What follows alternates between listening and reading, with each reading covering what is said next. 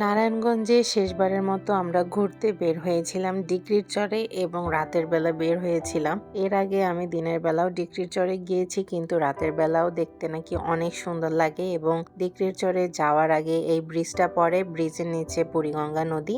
এই ব্রিজের উপর দিয়ে রিক্সায় যাওয়ার সময় চারপাশ থেকে অনেক বাতাস লাগে এবং হেঁটে গেলেও প্রচুর বাতাস লাগে। ব্রিজের পাশেও অনেক মানুষ দাঁড়িয়ে থাকে সুন্দর মনোরম পরিবেশের জন্য এবং প্রচুর বাতাসের জন্য।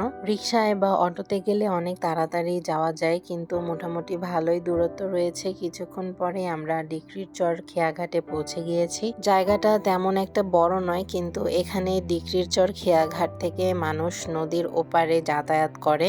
জায়গাটা এখনো প্রক্রিয়াধীন রয়েছে। এখানে ইট, বালু, সিমেন্ট আশেপাশে বোঝাই করে রাখা হয়েছে, কারণ এখানে টার্মিনাল তৈরি করা হবে মালবাহী ছোট জাহাজ বা ট্রলার রাখার জন্য এবং নদী পারাপারের জন্য নৌকাও রাখা হবে। স্বল্প পরিসরে হলেও এই জায়গাটিতে অনেক ধরনের খাবারই পাওয়া যায়। এখানে বিভিন্ন ধরনের কাঁচা ফল ছেঁচে তারপর আচার তৈরি করা হয়। আচারগুলো আমি খেয়ে দেখেছি, মোটামুটি ভালোই লাগে। আচার খাওয়ার পরে অন্য এক পাশে দেখলাম এক মামা ভেলপুরি তৈরি করছে এবং সেখানে দেখলাম অনেক ভিড়। আমরাও ভেলপুরির অর্ডার দিলাম। ভেলপুরিটা দেখতে ভালোই লোভনীয় লাগছিল এবং টেস্টও মোটামুটি ভালোই ছিল।